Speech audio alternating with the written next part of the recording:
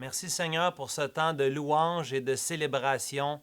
On est reconnaissant envers Dieu pour ces temps bénis. Je tiens à remercier en particulier nos équipes techniques, ceux qui nous permettent de rendre la diffusion possible. Merci en particulier à Tommy qui fait le montage et à Sébastien qui rend les choses disponibles en ligne. Merci à vous deux. Merci à Rémi aussi qui prépare des questions et un résumé qui est disponible sur le YouTube de l'Église. Donc, vous avez l'occasion de voir un résumé du message et aussi avoir des questions d'introspection dans le but d'appliquer le message. Merci à Rémi. Merci aussi à ceux qui font la louange, que ce soit Mathieu ou Laura, Édouard ou Naomi.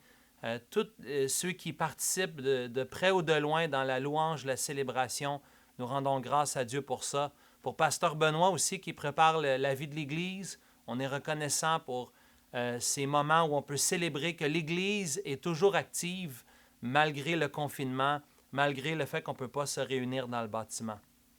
Courbons-nous s'il vous plaît et prions. Seigneur Dieu, nous nous courbons devant toi aujourd'hui. Nous nous inclinons devant ta majesté. Tu es le Dieu éternel, tu es le Dieu 3 fois saint. Tu es majestueux et digne de recevoir la louange et la célébration. Nous te prions aujourd'hui pour l'Église Emmanuel. Nous prions pour les frères et les sœurs de l'Église. Nous pensons en particulier à nos aînés. Nous te demandons, Seigneur, de les soutenir là où ils sont, là où ils demeurent, Seigneur, que tu puisses les aider, les garder près de toi et les encourager, qu'ils puissent, dans l'âge avancé, goûter à ta présence d'une façon toute spéciale. Nous prions aussi, Seigneur, pour les couples, pour les maris, qu'ils puissent prendre le leadership spirituel dans leur foyer, dans ces moments différents, dans ces moments de confinement. Nous prions pour les épouses, Seigneur, qu'elles puissent, tu leur donnes ta joie dans le service, dans le ministère qu'elles ont auprès de leurs maris et de leurs enfants. Père, que les couples puissent se servir mutuellement, l'homme et la femme. Nous prions pour les enfants, nous prions que les enfants, dans ces moments, ces temps à la maison, puissent vivre des moments bénis avec leurs parents et leurs familles. Seigneur, nous prions pour le salut de chacun de nos enfants, qu'ils te connaissent, toi le seul vrai Dieu. Finalement, Seigneur, nous prions pour nos célibataires, pour nos veufs, nos veuves, Seigneur, ceux qui vivent seuls. Nous prions, Seigneur, que tu puisses être avec eux et qu'ils puissent goûter aussi à ta grâce et à ta bénédiction. Oui, Père, merci pour l'Église, merci pour l'œuvre que tu as commencée et pour l'œuvre que tu vas accomplir en nous. Nous t'en prions dans le beau et précieux nom de Jésus. Amen. Aujourd'hui, je vous invite de tourner dans Philippiens au chapitre 4. C'est le 8e et dernier message dans notre série dans la lettre de Paul aux Philippiens. Je dois vous dire que j'ai beaucoup apprécié de m'enregistrer de la maison avec Martha qui est derrière la caméra pour préparer ces messages, pour vous partager cette épître, cette lettre qui nous communique la joie du Seigneur, la joie dans le confinement. Et nous bénissons, nous célébrons le Seigneur pour sa parole qui est toujours à l'œuvre dans nos vies, en particulier dans ces moments de confinement. Donc, lisons ensemble Philippiens chapitre 4 à partir du verset 10. Philippiens 4, verset 10.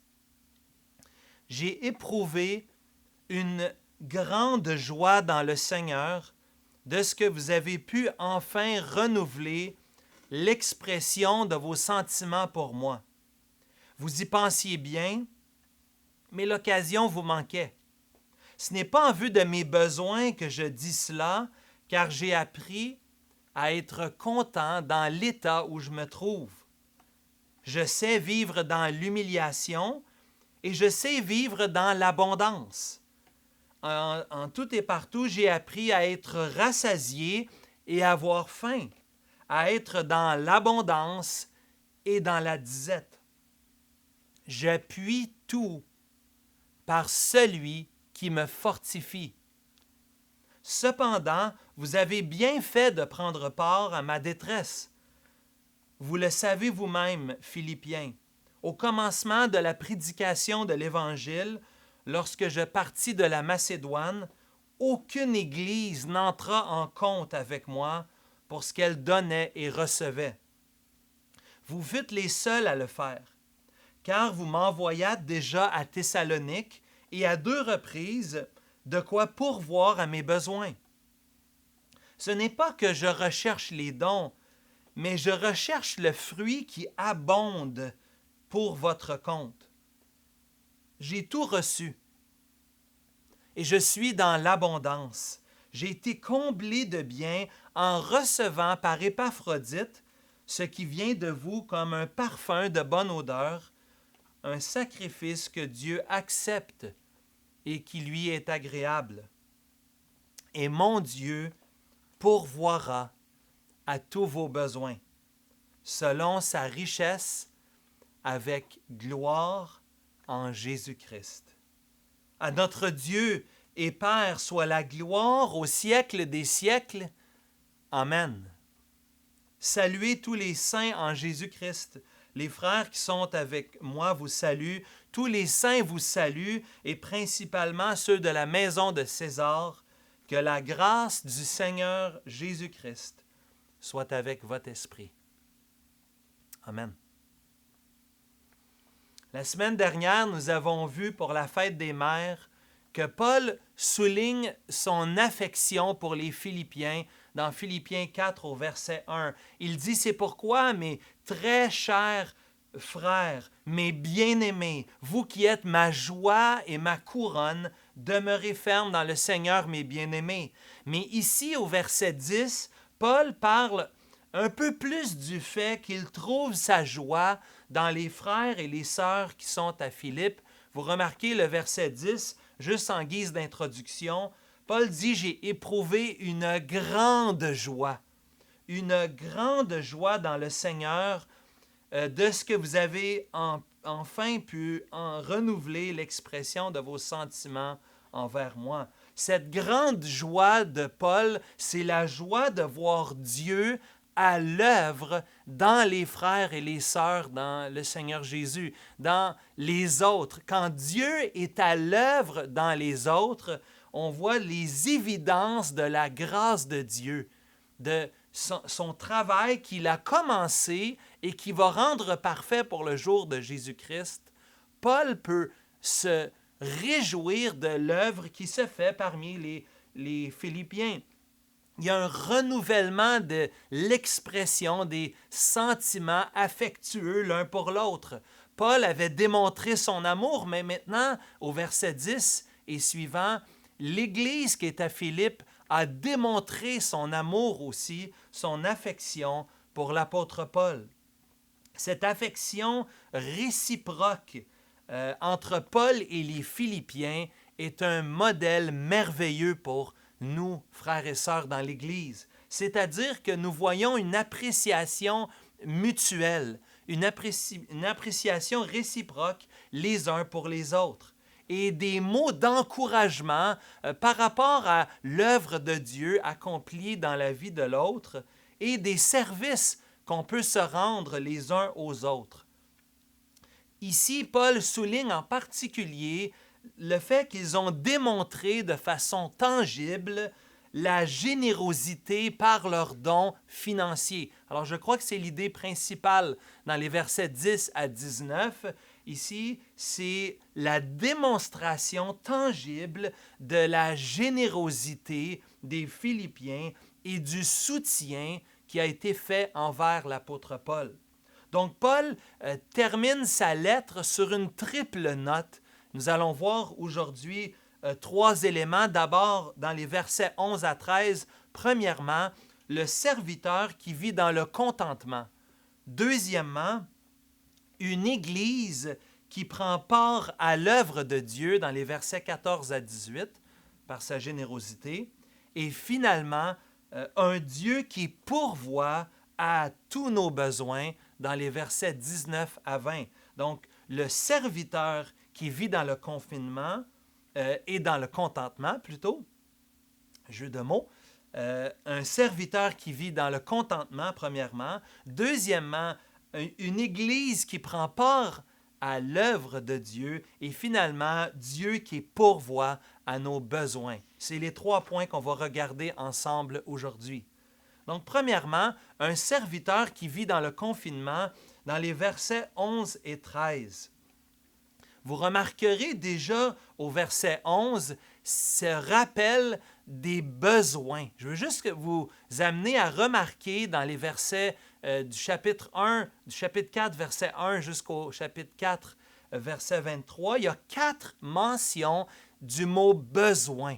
Au verset 6, Paul dit « Ne vous inquiétez de rien, mais en toute chose, faites connaître vos caprices à Dieu. » Non, Paul dit vos besoins à Dieu. D'abord, déjà dans cette invitation à la prière, ce qu'on a vu la semaine dernière, on est invité d'apporter nos besoins à Dieu. Deuxièmement, ici au verset 11, la mention de besoin.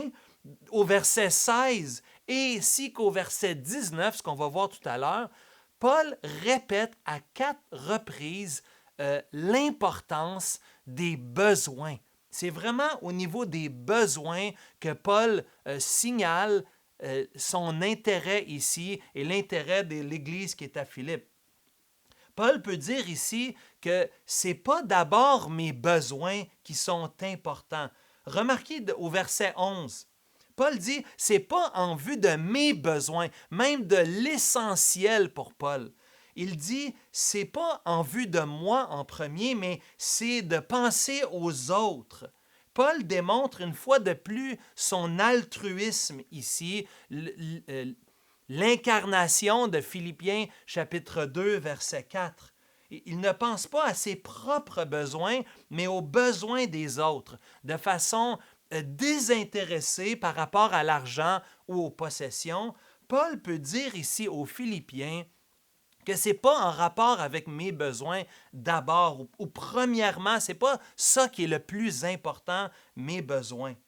Paul avait cette philosophie de ministère qu'on voit dans 1 Corinthiens chapitre 9, versets 11 à 12, de ne pas compromettre la réputation de l'Évangile en demandant de recevoir des biens pour lui-même. En fait, Paul a souvent préféré travailler de ses propres mains pour développer, pour subvenir à ses propres besoins dans le but de pouvoir servir Dieu.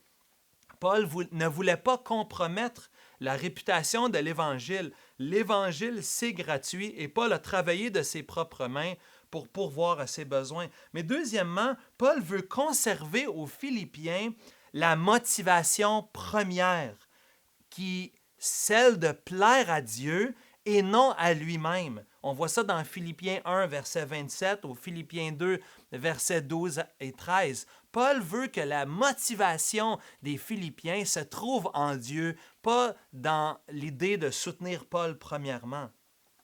Paul, de façon altruiste, pense aux autres, pense au développement spirituel des Philippiens. C'est pour ça qu'il peut dire dans la deuxième partie du verset 11 ainsi qu'au verset 12 que Paul vit dans le contentement. Je suis content dans l'état où je me trouve. Ce n'est pas une question de savoir si mes besoins sont comblés, si je suis dans l'abondance. Je suis content dans l'état où je me trouve. Littéralement, l'idée de j'ai appris, ça veut dire j'ai été initié.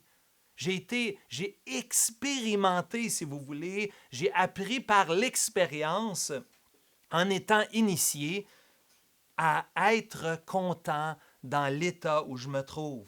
De ne pas dépendre ici des circonstances extérieures pour être heureux et épanoui. Cela rejoint ce qu'on a vu la semaine dernière dans Philippiens 4, verset 4. Paul peut dire « Réjouissez-vous toujours dans le Seigneur ». La joie, on avait dit, ne dépend pas des circonstances actuelles, de notre richesse ou notre pauvreté. Notre joie dépend de quelque chose qui est à l'extérieur de nous, quelque chose qui est à l'extérieur de notre contrôle, mais quelque chose qui est stable et qui ne change jamais. Notre joie dépend du Seigneur. Et ici, l'état de contentement, d'être satisfait, ne dépend pas des circonstances extérieures. Paul peut dire qu'il a appris de la même façon qu'il peut se réjouir, il apprend aussi à se satisfaire, à être content dans l'état où il se trouve, parce que cela dépend du Seigneur et non de lui-même. Ici, c'est intéressant que Paul va faire un contraste, il le fait à 3 reprises, entre l'humiliation, la faim et la disette d'un côté, et de l'autre côté, il parle d'être rassasié ou de vivre dans l'abondance. Paul veut mettre les extrêmes sur la carte. Il dit que ce soit d'un côté comme de l'autre ou implicitement entre les deux, je suis content, je suis comblé d'une manière ou d'une autre. Plusieurs croient que c'est difficile de vivre dans la disette et définitivement, il y a de grandes difficultés quand les besoins essentiels, on a de la difficulté de les subvenir. Mais il y a aussi un défi pour ceux qui vivent dans l'abondance. La parole nous dit que la richesse n'est pas toujours un bon serviteur. En fait, souvent dans la richesse, on se croit plus indépendant et on s'éloigne de Dieu. Il y a plusieurs exemples dans la Bible de personnes qui, malheureusement, ont vécu dans une indépendance spirituelle à cause de l'abondance ou de la richesse. Et parfois, je me demande si c'est plus difficile, pas à court terme. Évidemment, c'est plus facile vivre dans l'abondance à court terme, mais à long terme, dans l'éternité, je me demande si c'est pas plus difficile le fait que le Seigneur a confié à plusieurs d'entre nous, la plupart d'entre nous, l'abondance que nous vivons ici en Amérique du Nord. Il y a une question à se poser. Nous sommes des intendants, comme on a entendu il y a quelques semaines dans notre cellule de croissance quand Roy avait amené la méditation sur l'idée d'être des intendants de Dieu. Oui, nous avons beaucoup reçu, non seulement financièrement, mais aussi sur le plan médical, sur le plan intellectuel ou de formation. On a accès à l'éducation à un prix faible. Nous avons l'occasion de nous épanouir, de nous développer dans notre société, de nous déplacer en temps général. Donc, nous avons beaucoup reçu de la part du Seigneur et le Seigneur nous demandera des comptes pour cela. Ce n'est pas facile de vivre dans l'abondance, c'est certainement difficile de vivre dans la disette. Paul peut dire, j'ai appris, j'ai été initié à être content dans cet état-là, peu importe lequel ou ce qui est entre les deux. Et Paul nous dit au verset 13, un verset connu qu'on a souvent cité, « Je puis tout par celui qui me fortifie ». On pourrait se poser la question, qu'est-ce que cela veut dire? Est-ce que ça veut dire que je peux faire et réussir n'importe quoi parce que j'ai la puissance de Dieu en moi? Il y a des athlètes qui se sont tatoués ce verset-là. Il y a des athlètes qui se sont identifiés même. Tim Tebow avait fait cela il y a quelques années. Il avait identifié en dessous de son œil avec un marqueur. Il avait marqué Philippiens 4, verset 13. « Je puis tout par celui qui me fortifie ».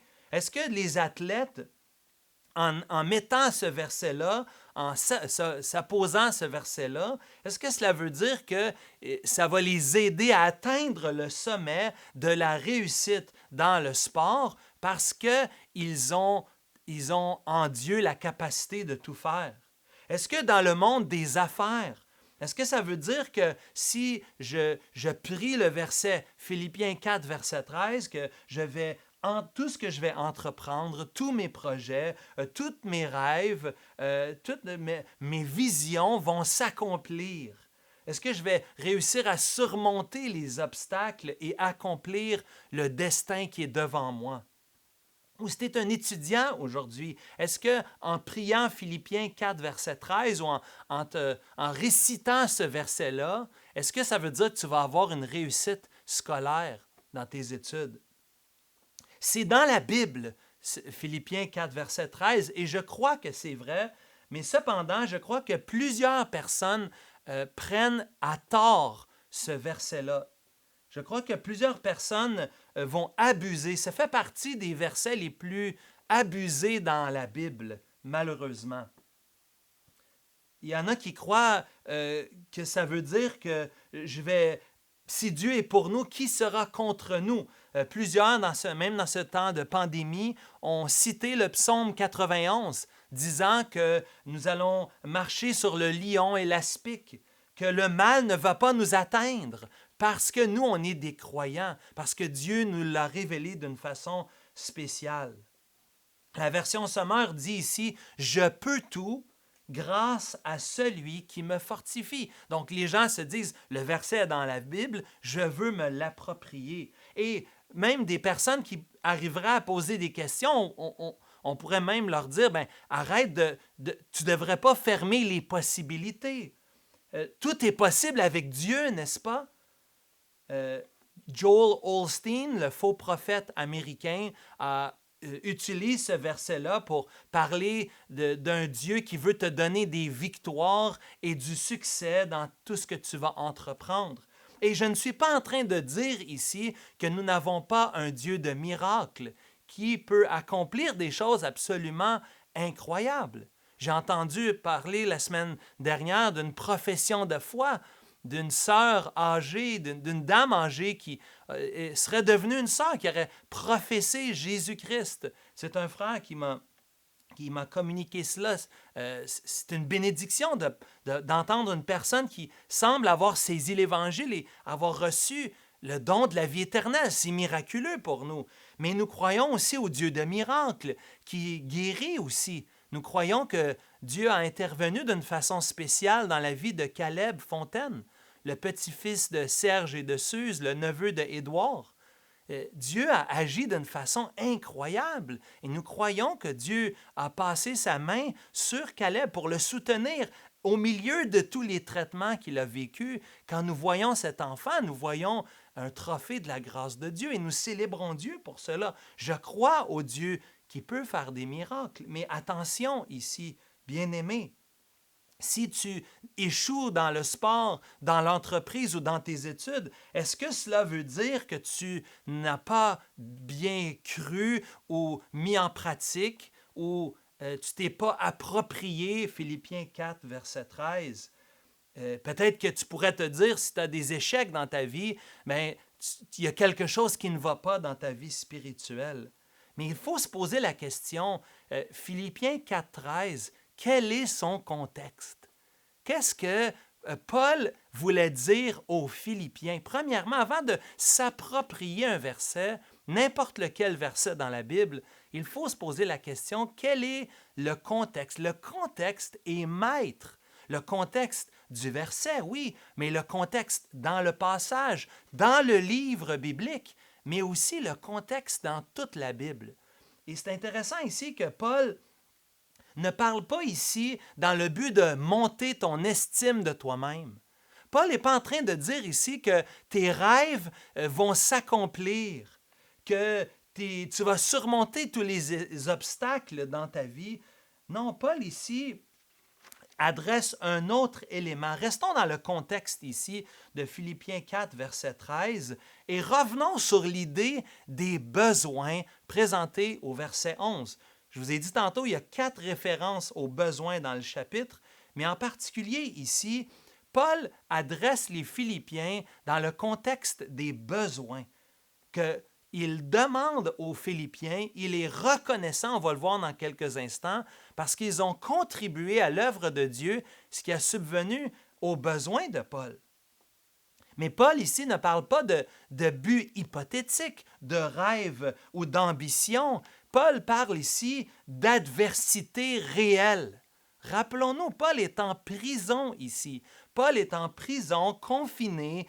Il est probablement en garde à vue avec un soldat romain dans la maison de César qui le retient, du moins qui le surveille. Paul n'a pas la liberté de faire ce qu'il veut. Il est bien au fond de sa prison. Et au fond de sa prison, il peut dire, « Je puis tout par celui qui me fortifie. » Je suis en prison et celui qui me fortifie est toujours là, avec moi.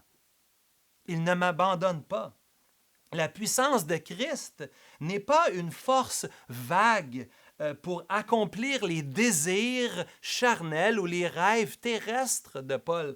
Non, la puissance de Christ fortifie Paul pour qu'il se contente malgré les difficultés. Ici, le contentement est clé, le contentement dans les difficultés pour subvenir aux besoins, pas pour accomplir des rêves grandioses.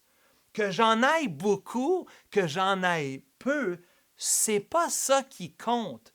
Ce qui compte, ce ne sont pas mes intérêts, mais ce qui compte, c'est que Dieu me donne la force pour me contenter aujourd'hui, peu importe la situation dans laquelle je me trouve. La puissance de Dieu, je puis tout par celui qui me fortifie, je peux être fortifié.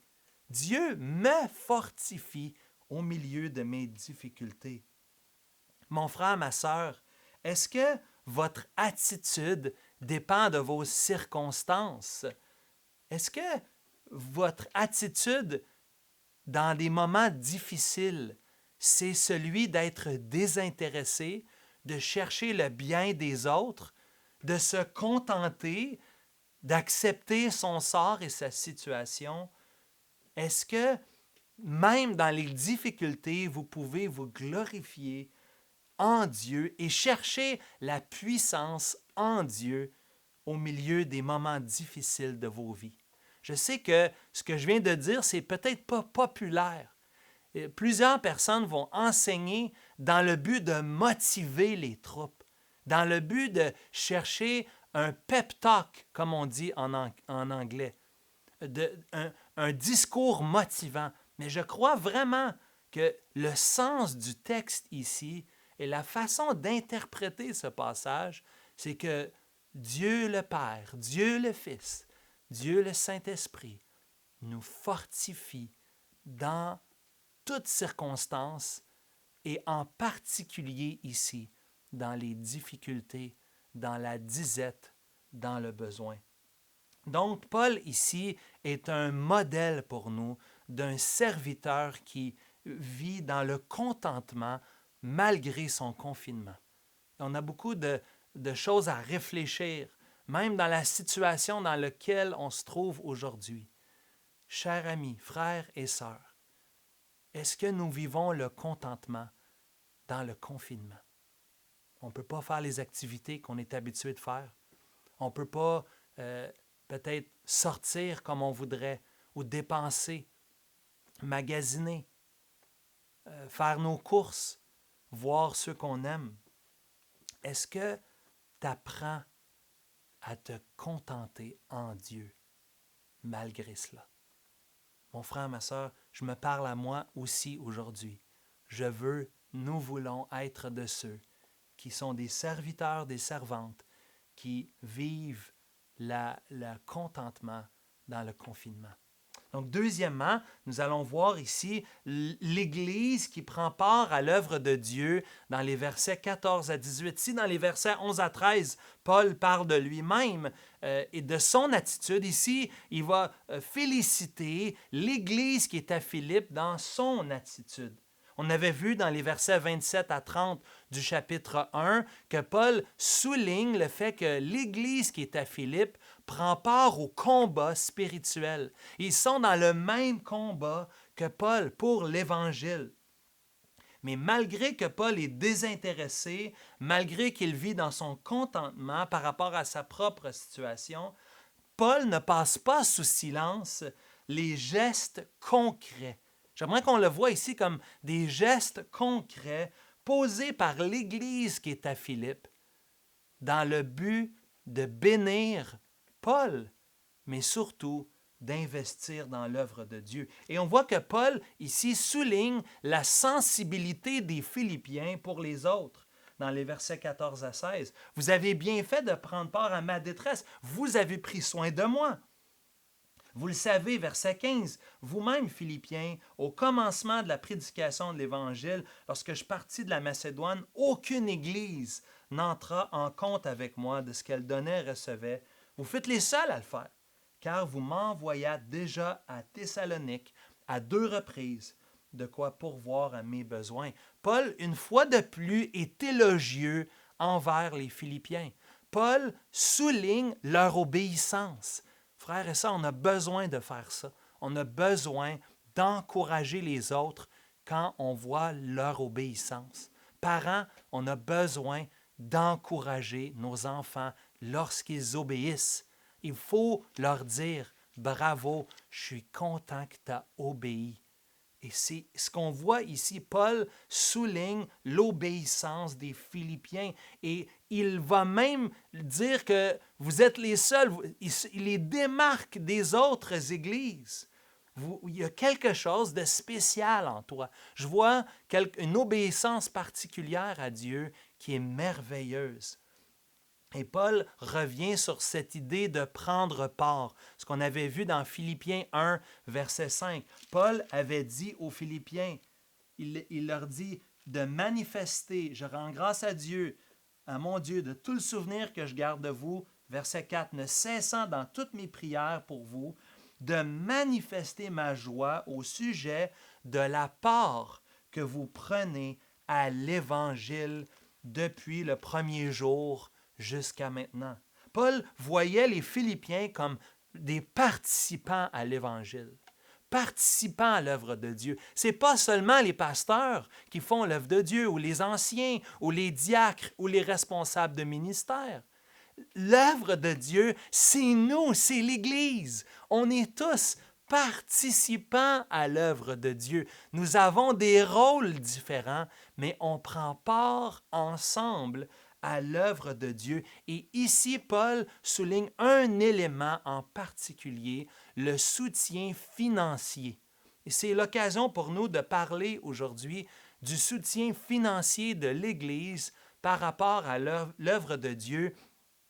Paul, ici, emploie des termes économiques une fois de plus. Paul emploie le terme des entrées et des sorties ici au verset 15. Des dons de ce qui a été reçu, de ce qui a été donné, de ce qui a été reçu.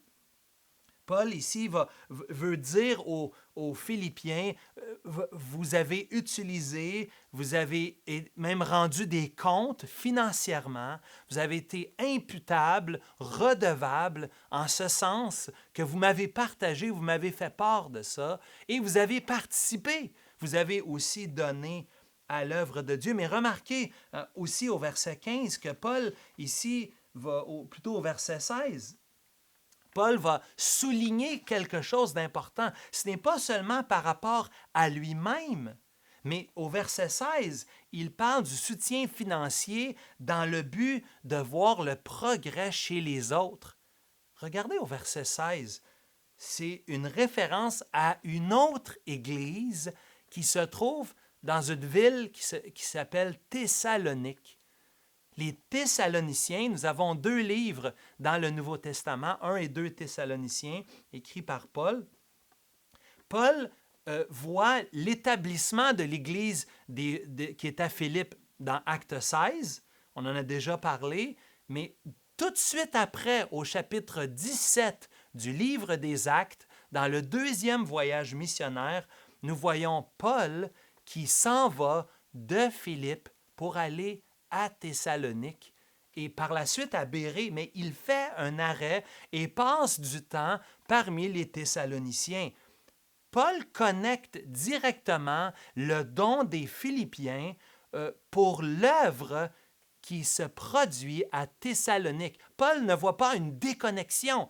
Paul voit une connexion entre la générosité des Philippiens et l'implantation de l'Église qui est à Philippe, l'annonce de l'Évangile, le salut des âmes perdues qui sont à Thessalonique. C'est très important. C'est pour ça qu'il parle de porter du fruit dans les versets 17 à 18. Ce n'est pas seulement des dons, mais c'est un fruit qui est porté non seulement dans la vie de Paul, mais aussi dans la vie des Thessaloniciens.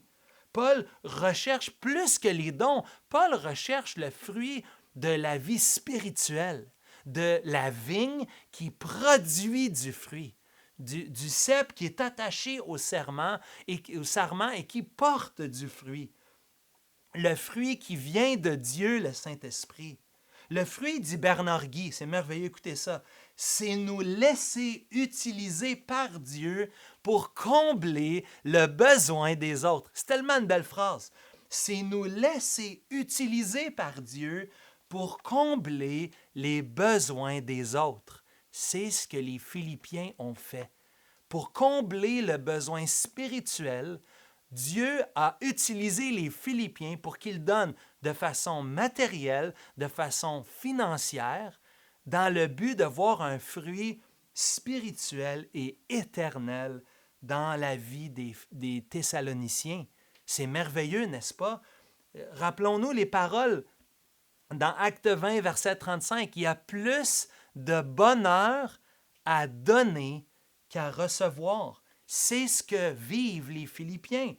Sur nos enveloppes d'offrande, c'est écrit que chacun donne comme il l'a résolu en son cœur, sans tristesse ni contrainte, car Dieu aime celui qui donne avec joie. C'est le fruit de l'esprit. C'est l'amour, la joie du Seigneur, la joie dans le Seigneur. Tout est connecté ici, vous le voyez. La joie de Paul de voir les Philippiens qui donnent avec joie, qui donnent, et c'est le fruit qui vient de Dieu.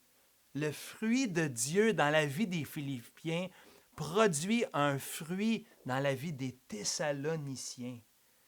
C'est merveilleux de considérer cela. Et ça nous amène, en tant qu'Église, à réfléchir comment Emmanuel, les Philippiens, nous, Emmanuel, comment on pourrait donner pour une Thessalonique? Quelle est notre prochaine Thessalonique? Quel est le prochain projet dans lequel nous pourrions nous investir, sacrifier, donner généreusement dans le but de voir l'œuvre de Dieu être accomplie ailleurs? En 1995, on a pu joyeusement participer dans l'implantation de l'église qui est à Vaudreuil, qui est maintenant notre église sœur, qui porte du fruit et qui rayonne dans sa région. Mais quel serait un autre projet? On a investi dans la formation d'ouvriers, on investit au niveau missionnaire partout sur le globe. Quel autre projet? Qui d'autre, pas seulement en ressources financières, mais qui d'autre de façon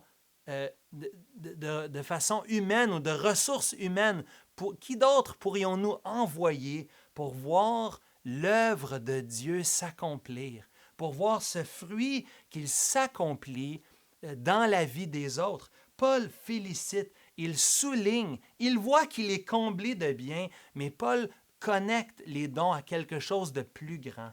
Il voit Épaphrodite qu'on avait déjà vu dans les versets 25 à 30, Épaphrodite qu'on voit dans les versets 17 et 18. Épaphrodite qui est le Western Union, Épaphrodite qui est le transfert Interact, qui devient le porteur, qui apporte les sous à Paul en prison et qui est lui-même l'incarnation d'un modèle, mais aussi un représentant de toute l'Église. L'œuvre de l'Église, c'est un parfum de bonne odeur devant Dieu, ça plaît à Dieu, ça l'honore Dieu. Notre générosité, notre sacrifice, notre investissement dans les choses éternelles en donnant à l'œuvre de Dieu, à l'Église Emmanuel, mais aussi aux extrémités de la terre, Mon frère, ma sœur, c'est un sacrifice que Dieu accepte, que Dieu trouve agréable. Et c'est un sacrifice merveilleux. Oui, il y a plus de bonheur de donner que de recevoir. Et je veux remercier l'Église Emmanuel, tous ceux et celles qui ont été fidèles depuis les dernières semaines, depuis les 2 derniers mois même dans le confinement, de continuer de donner, soit de façon électronique ou soit en envoyant votre chèque chez Lazare Alcouri, l'assistant trésorier qui demeure à Mont-Royal. Vous avez eu l'occasion de continuer de soutenir l'œuvre de Dieu et moi, les anciens, nous remercions le Seigneur de continuer de vous utiliser comme un parfum de bonne odeur pour Dieu. Mais nous ne devons pas réduire notre soutien présentement envers l'Église et la mission. C'est le contraire. Il nous faut investir davantage dans de nouveaux missionnaires. Il faut augmenter notre investissement pour voir d'autres églises thessaloniques être établies afin que le nom du Seigneur soit prêché jusqu'aux extrémités de la terre. Finalement, aujourd'hui, après avoir vu le serviteur dans le contentement et l'Église qui prend part à l'œuvre de Dieu, et vous êtes tous invités de continuer de le faire dans la prière selon vos capacités, bien sûr. Mais ici, nous voyons la plus grande motivation pour donner. C'est ce que j'aime dans la parole de Dieu. Ceux qui parlent de commandements, faire ci, ne pas faire ça, ils ne lisent pas la Bible au complet. Oui, Dieu incite par ses serviteurs à l'obéissance, mais Dieu aussi, de façon merveilleuse, nous donne les motivations du cœur pour agir ainsi par obéissance. Et Paul avait déjà parlé du fait qu'ils prennent part à l'Évangile, mais ici, Paul présente Dieu qui pourvoit à tous nos besoins. Dieu, non seulement qu'il pourvoit aux besoins de Paul, ce n'est pas seulement en vue de mes besoins qu'il pouvait dire au verset 11, mais ici, au verset 19, nous voyons Paul qui va souligner ses besoins et le fait que Dieu va plutôt pourvoir à tous vos besoins, pas à ses besoins, mais aux besoins des Philippiens. Dieu est la source ultime de tout bon fruit.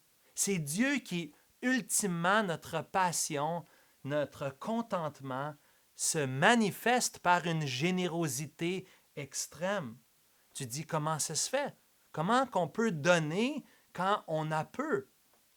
Paul souligne cette attitude d'obéissance lorsqu'il parle aux Corinthiens dans 2 Corinthiens chapitre 9. Tantôt, j'ai fait référence au verset 7, mais tournez s'il vous plaît dans 2 Corinthiens chapitre 9 à partir du verset 6.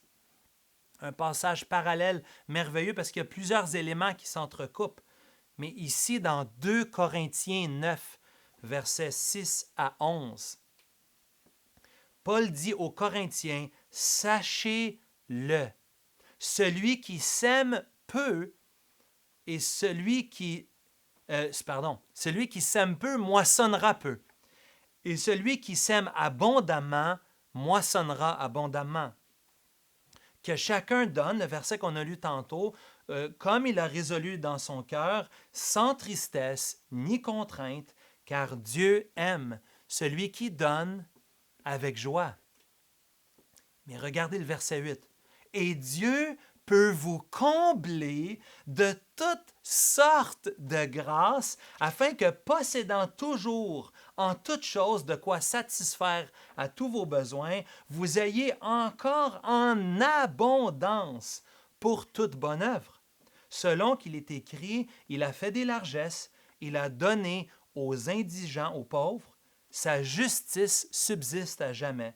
Celui qui fournit de la semence au semeur et du pain pour sa nourriture vous fournira et vous multipliera la semence, et il augmentera les fruits de votre justice. Vous serez de la sorte enrichis à tous égards pour toute espèce de libéralité par notre moyen, feront offrir à Dieu des actions de grâce. » C'est intéressant dans 2 Corinthiens chapitre 9, cette emphase sur le fait du Dieu qui va nous combler, du Dieu qui va pourvoir, du Dieu qui s'occupe de nous, de nos besoins, mais bien plus. Dieu est propriétaire de toutes choses. Dieu est le rémunérateur de ceux qui le cherchent. Et dans cette affirmation au verset 19, Paul nous rappelle les paroles de Jésus qu'on a entendues la semaine dernière lorsqu'on avait lu Matthieu chapitre 6, les versets 25 à 32. Dieu pourvoit même aux oiseaux dans le ciel. Dieu pourvoit à leurs besoins. Si Dieu pourvoit aux oiseaux, à combien plus forte raison pourvoira-t-il aux besoins de ses enfants? Jésus-Christ a pourvu à notre plus grand besoin. Quel était notre plus grand besoin? Nous sommes des pécheurs et des pécheresses. Nous ne pouvions nous sauver nous-mêmes. Il nous fallait une personne qui prenne notre place. Il nous fallait une personne qui pourvoit au plus grand sacrifice. Le salut de mes péchés a été obtenu à la croix lorsque Jésus-Christ a fait l'offrande, le plus grand sacrifice d'offrande qui n'a jamais été faite. Il n'a pas donné de l'argent, il a donné de lui-même. Il s'est donné lui-même. Il s'est offert lui-même en sacrifice. Et c'est le plus grand cadeau que nous pourrions recevoir, celui de la vie éternelle. Il nous a donné ce que nous ne pouvions obtenir par nous-mêmes. Il nous a donné le cadeau le plus généreux, celui de la vie éternelle. Et ma prière, c'est que chacun d'entre vous qui m'écoutez aujourd'hui, que vous ayez connu, que vous connaissiez, que vous ressembliez de plus en plus au Seigneur Jésus-Christ. Mais pour cela, il faut d'abord avoir placé toute sa confiance en Jésus comme Seigneur et Sauveur. Il faut se repentir de ses péchés. Il faut se tourner vers Dieu et reconnaître notre pauvreté spirituelle et la richesse éternelle de Dieu qui a pourvu à nos besoins en offrant son propre Fils. Oui, nous avons un Dieu qui pourvoit à tous nos besoins spirituels, mais aussi à nos besoins matériels. Même les Macédoniens sont soulignés par Paul lorsqu'il parle ailleurs dans la lettre aux Corinthiens en disant qu'ils avaient peu de moyens et qu'ils ont donné même de leur nécessaire. Frères et sœurs, en conclusion aujourd'hui, nous sommes invités de prendre part à l'œuvre de Dieu. Nous sommes invités, toi et moi, d'être généreux, pas seulement de nos argents, mais aussi de notre temps, de notre intelligence, de nos ressources, même notre famille. Comment pouvons-nous investir en tant que famille pour le progrès de l'Évangile afin de prendre part à l'Évangile? Et donc, c'est une première application, c'est que nous soyons généreux à tous égards dans le but de voir l'œuvre de Dieu avancer afin que nous portions du fruit éternel dans nos cœurs et dans nos vies. Mais deuxièmement, le deuxième point d'application pour nous aujourd'hui, oui, premièrement, d'être généreux, mais deuxièmement, de se contenter. Mon frère, ma soeur, est-ce que tu vis dans le contentement? Et sinon, si tu vis dans l'ingratitude, pourquoi ne pas aujourd'hui confesser ce péché envers Dieu? Peut-être c'est une ingratitude envers un membre de ta famille, ton conjoint, ta conjointe. Peut-être c'est une ingratitude par rapport à l'Église ou par rapport à un frère ou une sœur. Pourquoi ne pas confesser son ingratitude aujourd'hui et de demander à Jésus de nous donner, par sa puissance, le contentement? Et finalement, aujourd'hui, comme dans cette doxologie du verset 20, célébrons Dieu. Célébrons Dieu. Donnons la gloire à Dieu. Trouvons notre passion. Trouvons notre motivation en Dieu, en ce qu'il a accompli pour nous en Jésus-Christ, mais aussi, et bien sûr, en le fait qu'il pourvoit à tous nos besoins. Si, mon frère, ma soeur, tu es dans le besoin financièrement, si tu es dans le besoin présentement, des choses essentielles qui te manquent, fais un appel à l'Église.